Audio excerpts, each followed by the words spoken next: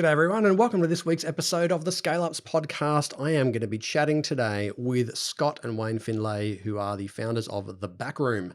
The Backroom is a super interesting business. They fundamentally provide offshoring of finance talent and other kinds of talent, where they have teams of people in the Philippines mostly, and they support accounting firms and other kinds of businesses in the US, the UK, Australia, New Zealand, and so on. They have grown to 500 team members in 5 years. Incredible growth story, and just wonderful humans. Great to work with. They're clients of mine, and so they're still scaling. They're still on the way up, so you'll be able to dial in over the next 3 years, and every 6 months or so, I'm going to be re-interviewing these guys to see how the journey is changing, and all the highs and lows. You'll get to follow along with me. But today we talk about the fact that these guys are brothers, like what's it actually like working with your brother in a co-founder relationship? How have they managed all the cross-cultural considerations of a business that has team members all over the world and clients all over the world? What are the things that have helped them succeed, the biggest challenges they've faced, their mindset, how they've managed all of that, how they've thought about international expansion, advice they've received along the way. And it's just a really, it's a heartwarming conversation, but it's really insightful into sort of what it takes to build a business to this stage. And I think you'll really enjoy listening to the style of these two brothers. Enjoy the episode. Welcome to the Scale Ups podcast, where each week you get to hear Sean Steele, professional CEO, growth mentor, and advisory board chair, unpack the strategies that successful founders have used to achieve scale in their businesses. Stay tuned as he interviews the entrepreneurs who've made it, learns from industry experts, and follows a group of founders still striving to scale. G'day everyone and welcome to the Scale Ups podcast, where we help first-time founders learn the secrets of scaling so they can fulfill the potential of their business, make bigger decisions with greater confidence, and maximize the value and impact they can have in the world. I'm your host, Sean Steele, and my guests today, not guests, but guests, are Wayne and Scott Findlay from The Backroom. How are you fellas? Yeah, good, Sean. Good, Sean. Excellent, mate. Great. These are the New Zealand brothers. As I talk about you to my wife, as the audience knows, I guess in terms of a bit of a context for today, I interview founders who've scaled, experts on scaling, but this year we've started following a group of founders who are still striving for scale. And so, businesses that are going well, but that are scaling up. And a few weeks ago, we had Hitesh from Techforce Services. They've grown to about 80 team members in the last 4 years or so. They're scaling and they're going well. You guys are the second business that we're going to follow over the next 3 years. And that means I'm going to be interviewing a couple of times a year, so we get to follow along with the highs and the lows of your journey, kind of fly on the wall reality TV in a podcast style. How does that sound? You guys happy to be on that journey with me? Yeah, sure. Absolutely. Sounds like a good journey. Yeah. I think it'll be fun. Well, look, let me just have a bit of context and background for our audience. First of all, you guys are clients of mine, so I provide mentoring and advisory and support to you guys to help you develop your growth strategy, execute it, and build the foundations of your business so that you can continue to scale successfully as you are doing. Now, in relation to the story of The Backroom, I'm going to have a crack at it, and you guys let me know what I miss. So obviously you're brothers, you grew up in the sort of deep south of New Zealand, and you built and sold an accounting firm together called Findlay & Co. And when you were building that business, one of the things that you were doing was offshoring. So you had, some team members in lower wage environments, places like the Philippines, as a strategy to help you ensure that your higher paid team members were getting to focus on higher value and more complex work, and therefore outsource some of the more transactional work, if that's the right word, to team members in places with lower wages, just making the overall business more efficient and helping everybody get to focus on what they do best. And then post sale of your business, you realized that was something you could do for other accounting firms. And so you set up The Backroom about 5 years ago. At the moment, you guys are up to about 500 team members. So that's, people who are supporting other clients. I don't know, actually, when you hear that number, it's a big number, right? Like 5 years, 500. And the majority of those people are in Asia, who are supporting clients typically in Western markets like New Zealand and Australia and the UK and the US. And the core of your team are accountants and bookkeepers who are supporting mid-tier accounting firms doing a similar thing, but you are also expanding into marketing and administration, other expertise areas, but kind of the core is finance. How did I go? How close am I? Yeah, you're pretty close. What did I miss? We're probably getting closer to 600 actually. Within. We've had a busy start to the year. We have. Yeah, and the core is accounting and bookkeeping, but we are expanding into marketing and sort of other sort of interesting sort of services as well that flow on from accounting. Awesome. And just further that as well, Sean, it's exactly what you said. It was when we first looked at it, it was about creating capacity because we wanted to get out and do some of this cool stuff with our clients. But typically, as with most accounting firms, they're all too busy doing compliance work and they can't, so they can't get out. There's advisory, so we one of the conferences we went on, this option come up and we liked it. Yeah, and then we thought, oh well, we could do it our own way. Love it. And you guys are definitely doing it your own way. So maybe just to give people a sense of the trajectory, obviously they know that 5 years ago you were at 0 people and right now you're at almost 600. Where do you think you'll be in a year's time and 3 years time? Like just to give people a sense of the growth momentum in the business. We've set a goal this year, not financial, we'll call it the calendar year, to get to 1,000 staff, which is, we're on the right track for a start.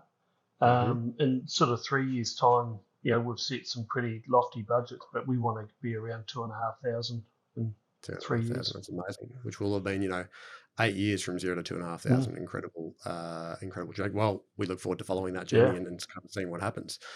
Before we get into the sort of the business stuff, I am dying to know what it is like working with your brother every day. Because that's quite a unique, it's quite a unique relationship. Co-founders, just having co-founders is always an interesting relationship, and then B, when you add the family complexity, but also the depth of history to it, it's a really interesting combination. How do you guys? How does that work for you? Do you get on each other's nerves? How do you manage conflict? Like, talk to me about what it's like working with your brother. I'll go first. Yeah. I'll get first shot at this. Yeah. Well, to start off, he's a friggin' pain in the ass.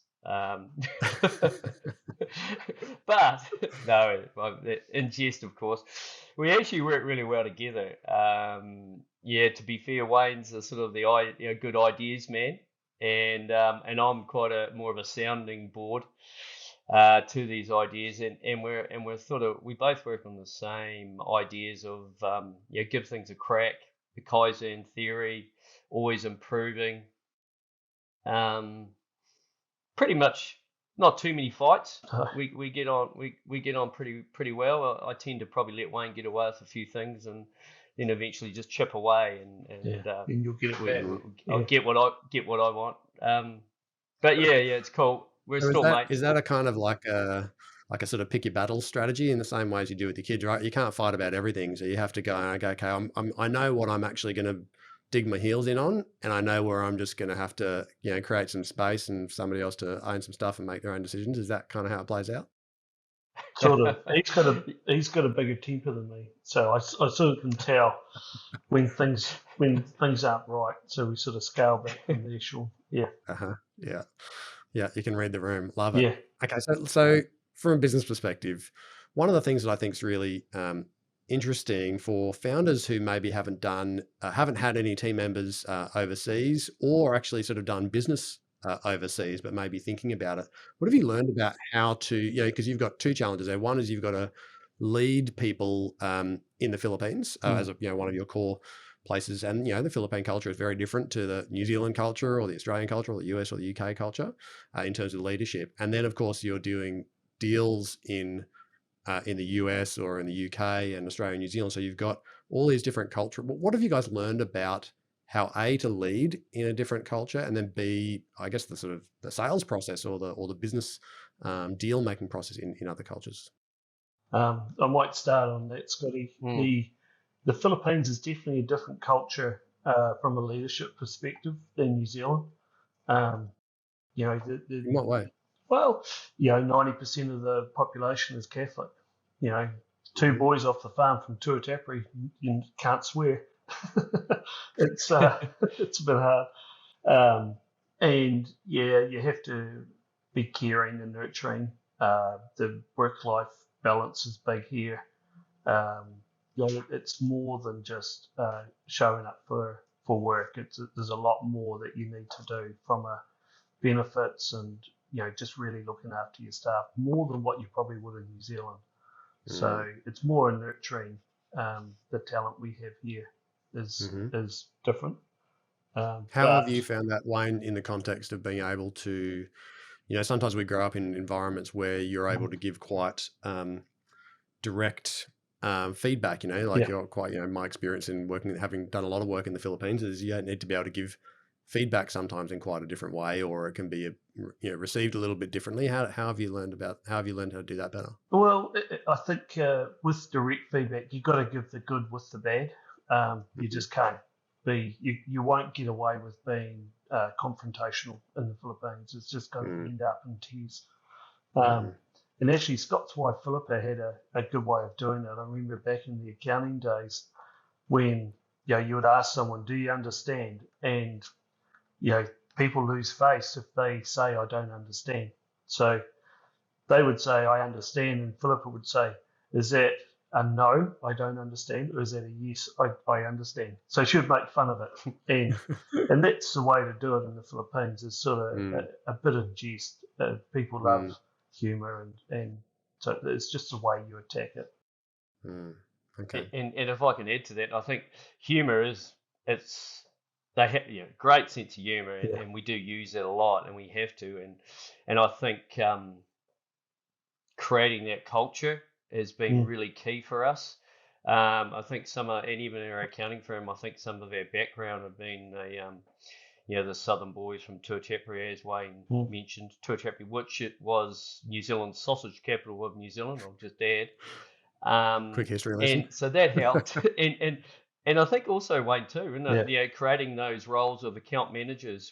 We sort of developed some new roles, which is real in between, which was our own Philippine staff who work with the staff, not just from more HR side, but culture side, and also working with their clients. So right, okay, that's been key. So they're trying to help the team member in the Philippines kind of understand what's required culturally on the New Zealand or US or UK side. So so not just sort of technical support, but actually and educating the client too, Sean. Like because you can have confrontational clients. And, of course. And they're used to leading a certain way in a certain environment and may never have dealt with anybody in the Philippines. Yeah. Correct. So you have to educate them as well. So it's two-pronged. Yeah. Okay. And we won't take on a client if we know they're not the right client. Yeah. So, and we've learnt that. We weren't perfect at that at the start, for sure. Yeah. No, that makes a lot of sense to me. And what about I mean, you've grown to 600 staff in 5 years. So that's an incredible trajectory. What are some of the things that I mean, there's so many things, of course, that go into the success of a business. Like there's never like one thing. Oh yeah, we just did one thing and everything completely changed. But sometimes there are key ingredients that you think actually that was a really important decision that we made, or that was a really important, product that we developed, or something that kind of really helped you succeed. What are one or two of the things that you feel like have most contributed to your success so far? It's sort of a delegation's one, Sean. Don't be afraid to delegate. And I forget where I heard the terminology. If you can delegate and it gets 80% done as good as what you would do, then that 80% changes over time to 100. But you have to delegate. So don't try to do it all yourself. So we've built a good team, which is key, and shared the the different roles around. Another one is implementing. A lot of people come up with the ideas but don't implement. So Scott and I, we always will have a crack, and harks back to the old days with Rob Nixon, I think, where he had that D times A equals R. Decisions times actions equals results. That's something that may not be good results, but you learn quickly from your mistakes. And so, that's one of the other things, is we're not afraid to, if we see a good idea and it makes sense, we'll implement. You'll go after it. Yeah. Okay. And then learn and adapt as you go. Yeah. What? Oh, sorry. Yeah, please go ahead, Scott. I like to chip in and just please do. I think one of the key things too was back in the early days when we had our accounting firm and we were running the accounting firm and doing this at the same time. Right. So we had a sort of foot in two camps. As soon as we got rid of Wayne, we got him out of the accounting firm and got him sort of full time on the offshoring. It really helped, you know. Yeah. The So focus. it's like we tell, yeah, good focus. It's what you tell your clients, isn't it? You know, sort of you got to give things 100% full focus, Yeah. and that was certainly one of the key things that helped with a quite substantial trajectory in the early years. But I guess, I think there's a couple of things in that. One is, it sounds like, if you think about the concept of, and it sort of ties into what you said about the fact, if you see an idea, you'll go after it, you'll have a crack at it and see, whether it's getting traction before you then decide whether you should keep it, improve it or abandon it. And so, you're building the offshoring thing at the same time as you're, you were firing a bullet essentially before you decided whether you were going to go all in with the full, artillery and cannonballs and so on. Which sounded like it was part of it. Like once Wayne was in there and you go, okay, this thing's actually got legs, maybe we should give it more time. And Exactly. I think that's also a real opportunity for founders when it comes to things like, going offshore. You have, I think you really have, whether if you're going to start exporting or you're going to go into a country, and a new market, you have to, you might fire a bullet, but you then have to make the assumption that you're actually going to have to fully commit to that thing. Like you're going to have some resources, somebody who is focused, accountable, and going to make that thing work, as opposed to just, because there's such a risk, isn't there, of like putting your toe in the water and maybe getting a bit of negative feedback and then just going, oh no, it was just, you just don't get enough feedback because you haven't actually fully committed to it. So it's a tricky balance, isn't it, to figure out, like, is the bullet not working? Do we pull back, or do we actually go in harder because we haven't given it enough resource? I think for us, when we fired those bullets, it was probably a good stage, and certainly accounting, where there was a lot of pressure at that time on accountants doing more, and Right. but they couldn't because they're too busy. So it was kind of like a must in my mind, to be able to do these things. You couldn't do it in the sort of the typical accounting firm at that time. You're just too bloody busy doing compliance. And typical accountants, we can't. We're shocking at it. So timing was good. It's always good for that sort of stuff, and we got some early traction. We had some great clients early on that sort of went on the journey with us, to be honest, and our sales was pretty hopeless, I'll be honest. Like we've just relied on hopefully doing a pretty good job Yeah. and referrals in those early days. Yeah. Sort of only now we're getting a head around a proper sales system and everything. But I think that's wonderful, right? Like you haven't gone out and gone, okay, I think we've got a good product. Let's go really hard on sales and marketing to acquire customers. You've gone, no, like let's get this thing right. Let's make sure we've got some happy customers. Let's really refine our offering. And off the back of that, the business has grown, and you've been able to get to this size before you've gone, okay, we probably not need to start doing a bit more in making our marketing and sales efforts more sophisticated, because there is only so far usually that you can take a business off the back of just organic referral, account growth. It's still important, yet if you want to continue to keep the same trajectory, you do have to start to really fire up sales and marketing. But doing that on the back of a, subpar, not quite the right fit kind of a product is a great way to lose a lot of money, or to waste a lot of money, at least. What about challenges? I am sure there has been a lot of challenges so far. What are some of the big ones that really? I can see your faces. This is beautiful. What are some of the ones that really jump out to you that you've? Well, you're doing business in the Philippines, and I compare it to, I reckon, New Zealand back in about 30 years ago. It's just everything is bureaucracy. There's layers upon layers. The banking system, we're still writing out checks here, Sean. It's just trying to move money across borders. It is challenging, and you need to get the right people to help look after it. I can't handle it. I just hate bureaucracy, and it just does my head in. But luckily, we've got good people that can, deal with all that sort of stuff. So that's been challenging. Yeah. So you got to set yourself up right. And the solution to that was finding somebody who did have the capacity or the knowledge to be able to kind of unblock that, rather than going, that's too hard, let's pull back, I just can't do business in that environment. Yeah. You would, you just, as a CEO sort of thing, if I got dropped into that mire, I'd be there forever and a day trying to sort things out. So that's where you need someone, that's got the skills to go and do that. Yeah, when we set up, in my last company, we set up a joint venture in the Philippines, and we established a business there with sort of shared ownership. And one of the most important things for us up front was just how to navigate the business environment, the legal environment, the regulatory environment. To your points, like the difference between you getting something approved in 18 months or 3 weeks is the relationship, the knowledge, the level of influence, the understanding of how to work the system. Having somebody who understands it makes a big difference. Scott, what were you thinking, Tony? Biggest challenges that you feel that you faced over the last 5 years? Look, there's Wayne sort of covered them off all, but of course there's the usual one, like just pretty much Wayne and I being the original founders for most of it until we took on a partner. Obviously cash flow was one, and probably still, it still is, where it's a bit of a machine and it takes a bit of running. Yeah. Cash flow wise. Yeah.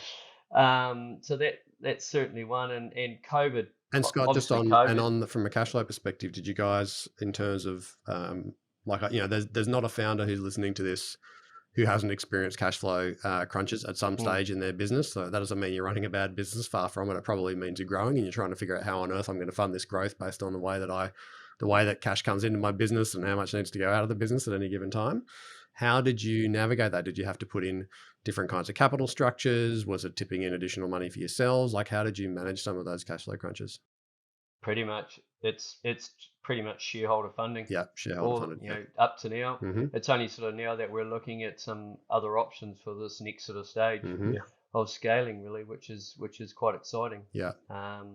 So it's been a bit of roll your sleeves up and a bit of hard work to get there, and just again, like most businesses, And that's definitely something I'd love to, in our subsequent when we do our next check-in with you guys, one thing I would absolutely love to chat about is the capital structures. There's a lot of founders that are getting to a stage where that founders that tend to get anywhere up in the usually 8 to 12 million range. Quite a few can get there just off the back of organic cash flow, but that tends to be the time where all of a sudden people really start thinking about, should I be taking on debt? Should I be taking on some kind of equity instrument? What's the ideal? And there's probably 15 or 20 different options easily available to you, from ranges of debt instruments to equity instruments to blended ones to there's a lot of options. But thinking about what's the right one for you, what suits what you're looking for, your timelines, the way you're thinking about exits and things, it's a complicated area. But I'd love to maybe unpack that a bit with you guys the next time. Yeah. What about mindset? It may I think quite often we don't talk with founders. We might be talking about strategy and we're talking about challenges, and they're quite often operational. If you think, like cash flow is an issue, or, just dealing with the business environment, that's a kind of operational issue. But all of these things affect you as a founder from a mindset perspective. Like, you have to have this, you have to deal with your own stuff as part of this. There's no separation between you and your business when you're a founder and you're all into it. It's like, it's your money and it's your house on the line, etc. What sort of things, what's got you through these periods from a mindset perspective? Have there been any particular advice that stuck with you, or principles that have really helped you deal with the harder times? There's been a few. There's certainly been a few. I guess there's been a lot of determination. Like, we're pretty much the type that will start something, we want it to finish. I think Wayne talked about implementation. Like, if I tell anyone any bit of advice when they've got any sort of business, have someone there that sure, you might have the ideas, but make sure it's implemented. Whether it's yourself, probably not the greatest idea, or you can delegate that through, and you've got someone who's in your business that's good at implementation and getting stuff done for you. That's been real key. We sort of had those themes, didn't we, Scott? Like, up until say last year was all about improving our systems, automation, making sure, because it's easy here in the Philippines, you can just man it with labor if you want. And a lot of clients, a lot of other BPOs do that. They just have a lot of labor to run things, but it doesn't work in the long run. So we've looked at automation. So where systems or software can do a better job, we've invested. And we have a dedicated team, and that's what they do, is implement systems and processes for us, which has been a big help. Yeah, there's a couple of things that I think are really important. So first of all, Scott, you're saying that the determination, yes, in general, but actually to ensure that things that you start get finished. I always think that, if you think about IT projects, like, I have overseen big IT projects, millions of dollars to spend, hundreds of thousands of dollars to spend. And it continues to baffle me that even in large companies that people will implement the thing, and the success of the thing is like the features that have been implemented as opposed to actually what's supposed to change in the business. Like, what's the value we're trying to create by doing this thing? And have we actually got to the point where we got the value as opposed to just implemented the thing? Like, we always see some kind of system solution as some holy grail to solving a problem. But ultimately, if we're making an investment, we want some metric to change. We want, it might be that gross profit should change, or the time that it takes to serve that customer should change, or whatever. Like, there's something that we're trying to achieve that's of value, and we've got to make sure that we actually get all the way through that implementation to the value being created, as opposed to it just going, okay, project's done, the system's in, let's move on to the next thing. Have we actually got the value yet? So I think that's one thing, and I'm hearing that in the context of your systems-led approach is, how do we ensure that our systems are actually going to support our scalability? Because there's typically an inflection point, particularly around 10 million, usually around 10, around 25, and around 50 again. Each one of those transitions, depending on the nature of the business, often requires a step change in leadership and also a step change in systems to get you to the next level. And I think, and some of the stuff which, yes, Kaizen theory has always been a big one. You're always learning, and some of the stuff that will give you a pat on the back here, Sean, from coming and working with yourself is the stuff that you've taught us more recently, and that we've improved on in terms of our KPIs and lead and lags, and the rhythms, and how you're reporting is big on that. So you've always got a result. And you've already sort of looked at what the result will be and to tick it off. And just to unpack that a bit for people, I think it's some people who are technically minded will think about the systems and the processes to build scalability. But the biggest challenge in building scale is actually communication, feedback loops, how to teach people what success looks like, how to give people feedback, how to make sure you know what's going on with your customers and your team. And the further you get away from the front, the less connected usually you are with your customers, with your frontline team members. And if you don't have systems or have a set of business rhythms that ensure that the way that you plan, the way that priorities from the organization flow down to individuals, the way that people understand what success looks like for them on a daily and weekly basis, if you don't actually have a process for all of that, the business can really become exceptionally difficult once it gets to a certain size, because all of those interactions essentially become a bit random and a bit ad hoc.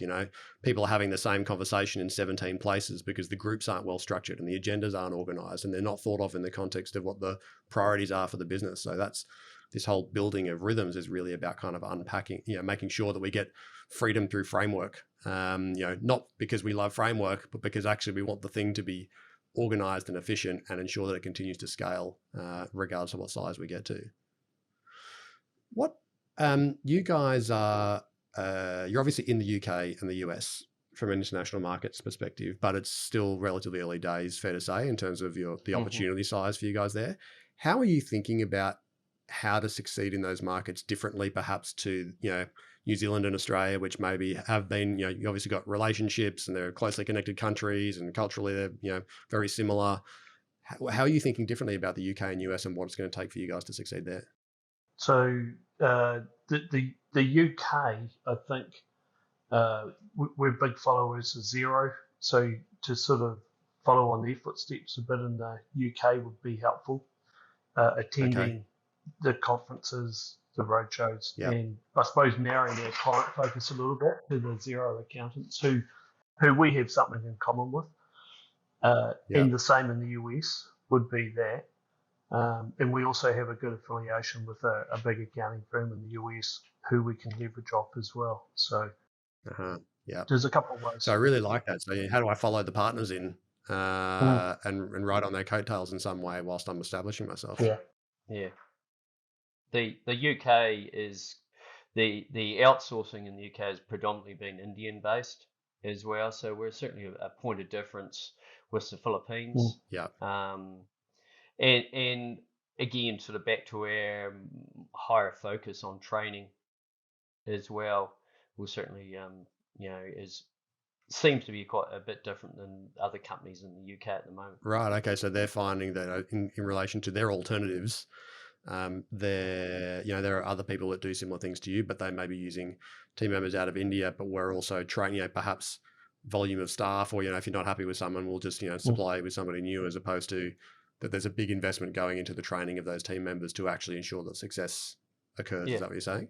Exactly, and just to that, we haven't really talked about. We're big on grads, Filipino grads. We've got a good connection with universities, and it's been one of our point of differences is putting these really cool kids through internships. We're lucky enough to have a guy working for us who's was our accountant in Finlay in the days, and he's just taken it on board. The training side of it, and we've got some pretty amazing programs in terms of education for grads. And so when you say it's a point of difference for you guys, does that turn to a point of difference for the customers, or is it just a difference in how you're approaching it versus your competitors? Probably more in how us compared to our competitors. Yeah. Really down to the client, they're just going to get a better product. Yeah. A better person, really, working for them. Can we riff on that for a second? Because this conversation comes up a lot for me. I deal with, the majority of the people that I support privately as founders are in services businesses. And it's not the same constraint for everybody. But typically, if you're in a services business, you're often selling knowledge or time, or a mix of the two, a skill set that's providing a service. And it could be automated, it could be software led, it could be software enabled. But one of the big scale constraints that I hear regularly, of course, is access to talent. How do I get a better access to a pipeline of talent, and how do I make sure that I get the best people over and above the competitors getting the best people? And so, I end up talking, there's a lot of examples of this, and I think I probably need to do a separate podcast on it, but there is a real opportunity. You guys are tackling this in a very direct way, right? You're going downstream. You're going, okay, well, we could just wait for people to have, we can wait for people to all be available in the market as accountants, and who are now out competing with everybody, and we could just wait to see what we get and hope that we get, slightly better than somebody else. Or we can go right downstream into the universities, talking to the high schools, and actually start to build programs that allow us to capture the interest and the opportunity with those people earlier, and train them in the way that we want to train them over and above their technical base. So they've already got a relationship with us. We can get, high quality talent earlier, and in a more sustainable long-term way. Because, if you think about universities, like, unless there's a major change coming in demographics, every year they've got fresh students. Yeah. Every year they've got a talent supply pipeline. So it's almost like this bed. And there are a lot of businesses that have done that really well, where they have built their own academies, essentially their own education businesses, where they will take people with no skills or no experience. They will train them up in whatever the industry is, whether it's pest control or being a buyer's agent or accounting or whatever it is, and groom those people that are the best through the education business, usually come into the business, and the rest of them go out into the market. And so on the one hand, people go, yeah, but aren't I going to be supplying good people to my competitors? Yeah. Like, yeah, but you already took the best ones.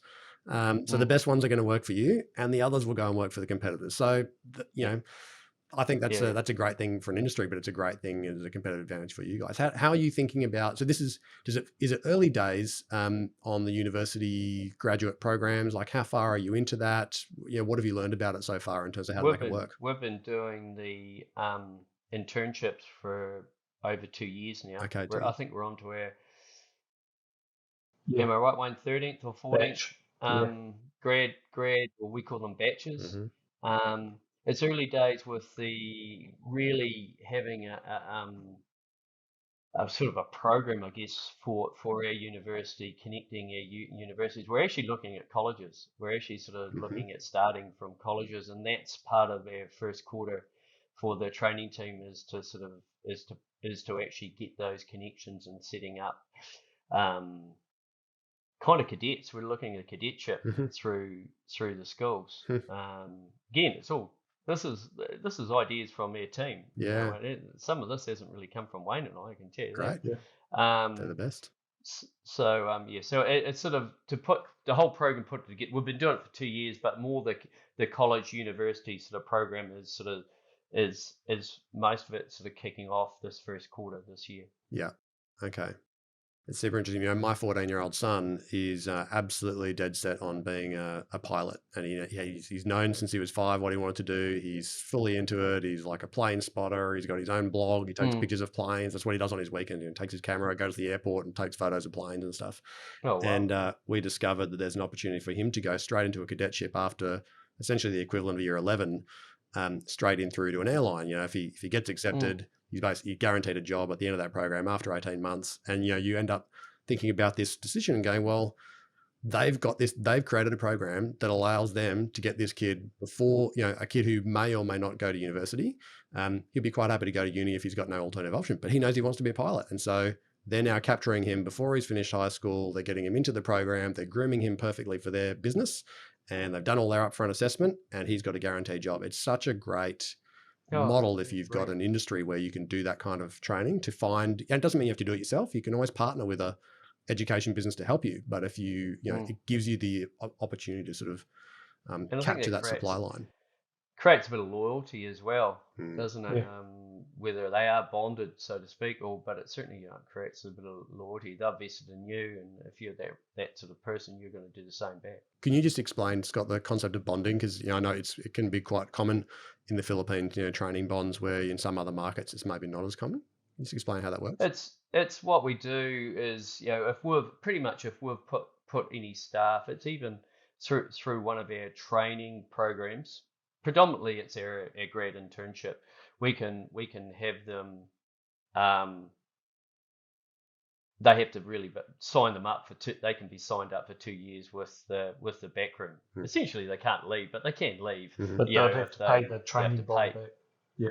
There's a concept. Yeah. Okay. Yeah.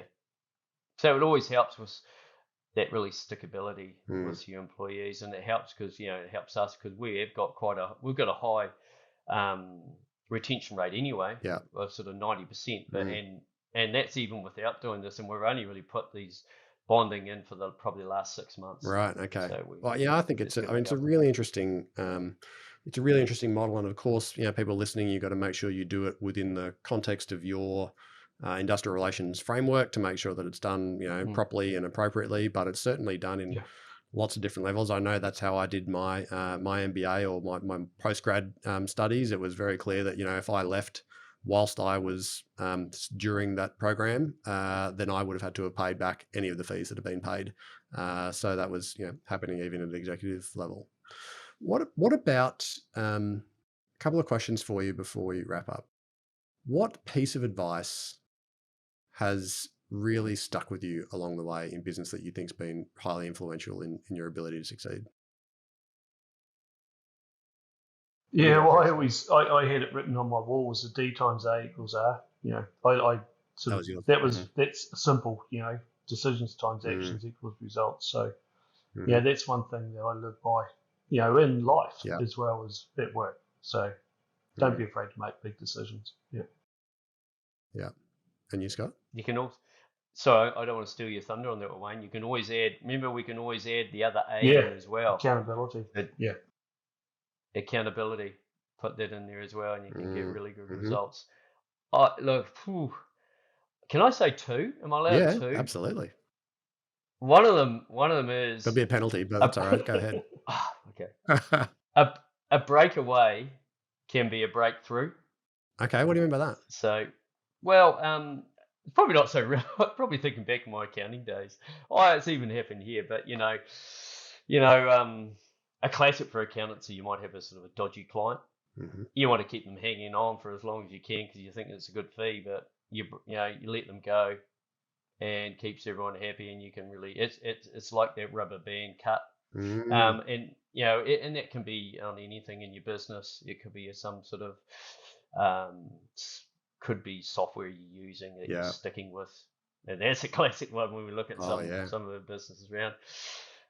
So what you're It, saying is that's a kind of like, sometimes sometimes you're holding on to things too tightly because you decided that that's how it should be, or that was Yeah, going to work for you or whatever. And then it starts to not yeah, work and you're still like, you just desperately like clinging on, trying yeah, to make it work. And at yeah, some point you yeah, can't, it's like you don't create enough space for the new thing until you let go of the thing that's not working. And, sometimes it's a bit scary and takes a bit of courage, yeah. right? But then you let it go and all of a sudden this space comes into your life and, yeah, there's space to find the new thing. Is that how you're thinking about it? Yeah, yeah, well, you've got absolutely. to be who you Yeah, are, don't you, Scott? Like yeah, we're boys from the south and to a Tapree, and we sort of don't pretend to be anything else. We're authentic, Mm-hmm. and that's when it comes to mm, clients as well, isn't it? Like you got to enjoy work and you got to enjoy who you work with. So Yeah. yeah, we Yeah. sort of look at it that way. What was your other one, Scott? I know we sort of jumped in on you there. no, no, no problem at all. And it's one that my dad told Wayne and I. Good firm handshake, and you look a person in the eye. There you go. Well, I think, you guys have built a lot of your business off the back of relationships, Yeah, right? And Mm, and trust. And I know that you guys travel extensively from New Zealand. When we chat, it's like, who's in what country today? Oh, Scott's in Australia, Wayne's in the Philippines. Oh no, someone's going to the UK the next week, and then someone's in the US, and we're always constantly trying to manage time zones between the three it's of us. it sounds glamorous. I can assure you it's Yeah, not. not always that glamorous, that is for sure. Not always that glamorous. But one of the reasons is, yes, of course, you've got team that you've got to see and lead in the Philippines, but you're also, I noticed that you really prioritize being with your customers, Mm. seeing Mhm. them face to face, having a personal connection. And so to your point around sort of, shaking the hand, looking them in the eye, you guys are my experience of you is you're very honest, authentic, sort of, heartfelt guys, and you build just, quality connectivity with your clients. And so that's, of course, always a real challenge to scale. And so as you Mm. build up your sales and marketing, finding people who Yeah, they may have a different style, but finding that level of authenticity and desire to have real relationships, I think will be super important for you guys. Last question for you: what do you? I mean, you've had a big journey so far. What are you proudest of so far in the last 5 years? ooh, You yeah, can finish it off, Wayne. yeah. I'll Well, jump in. I think no. you go, Scott. Yeah. Oh, okay. Yeah. You have to go last. We're going to say the same thing, but I get really proud when I walk into the office here and you see all the people that may have started with you 5 years ago and where they've Mm, grown to now. Like, because you change a lot of people's yeah, lives here in the Philippines with, literally. So a lot more than what you would elsewhere. So, and you form a good bond with them. You get to experience their culture and everything. So that's, yeah, I'm really proud of I that. think that to Yeah. your point, there's I don't know how you describe it, but it's so much more than work. Like Filipinos are so Yeah, family centric, right? Like, their families are absolutely everything for them. Most kids live at home for a really long time. They're still looking after their parents later on, and yeah, they spend all their time with their cousins and like that. Those people are their friends. But so therefore their work environment still really crave the nurturing that comes with family. So I can imagine circumstances where it actually sort of feels like you're walking into a family environment, doesn't it? Because people are really connected and they want yeah, to be part of each other's lives, not just come to work, be transactional, go home. Mm, yeah, exactly. that's cool. Yep. Well, last question for you then. I said that was the last question, but this is the double last question. One more. Is there It's not on the anything? notes. Is there anything that I haven't asked you today that you really wish I'd asked? Do you think if you put yourself in the minds of the audience, right? Our audience are typically founders of $1 to $20 million businesses. They're trying to figure out how they can scale to the next stage. What do you think I haven't asked you, or what piece of advice would you like to leave them with that you think would help them? They're wrestling with how do I kind of unlock the potential of this business? What would you like to leave them with? I'll go first. One you can finish it off. Yeah, Just don't be afraid to reach out and get help. Like I think all through Wayne and I's working career, at different stages, we've always had some sort of mentor or someone to help us along the way, because you don't know everything. So and it feels good to have someone that you can sort of drop some problems on. So we haven't started yet with you, Sean. We've got some good ones. We've got some good ones coming. So yeah, look. So that's it. Really, don't be afraid to reach out and get good help. Love it. Wayne, did you have anything else you wanted to add to that? Well, just to say, your world's your oyster. Really, don't think just in your box. Think outside the square. Who would have thought? We would be, running a BPO in the Philippines. We knew, when we were running our accounting firm.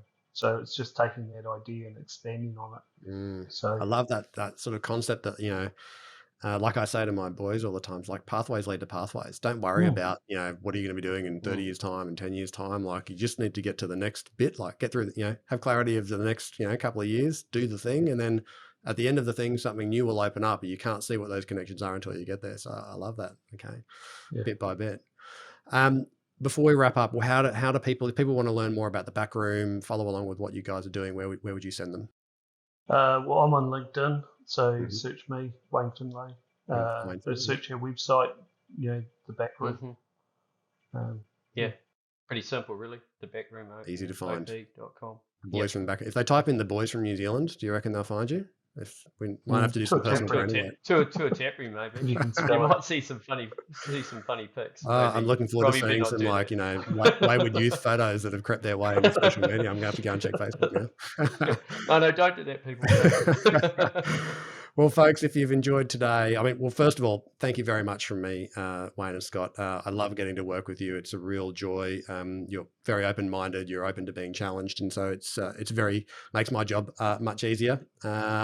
Folks, if you enjoyed the show today and you'd like to get the kind of results that Scott and Wayne are getting, then you should join us actually at our next Scale Up's Roadmap program, where I help founders learn how to build a kick-ass growth strategy for the next 3 years. And these guys, even though I wasn't working with them 5 years ago, have clearly built an absolutely kick-ass growth strategy that they're executing very well. Doors are opening in May. So if you want to find out more about our first Scale Up's Roadmap program, go to scaleupsroadmap.com.au, pop your name on the wait list, and I'll give you all the information as we get closer. In the meantime, if you enjoyed today, please subscribe, review, take a screenshot, send it to a friend, give it to somebody who you think you would have enjoyed listening to this conversation. You have been listening to the Scale Up's podcast. I'm your host, Sean Steele. Thanks so much, Scott and Wayne, and we'll see you next week. All right. See you. Thank you. Thanks, Sean. G'day everyone, just a couple of quick things before you go. If you have questions that you'd love myself or an upcoming guest to tackle about challenges that you're facing in scaling your business, please just jump straight on the website, scaleupspodcast.com. You can record your message straight from your mobile by hitting the button on the right-hand side of the page, or you can just email them the old-fashioned way, questions@scaleupspodcast.com.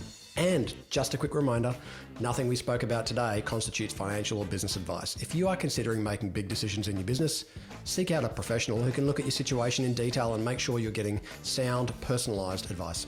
Thanks for listening. Look forward to being back in your podcast feed next week.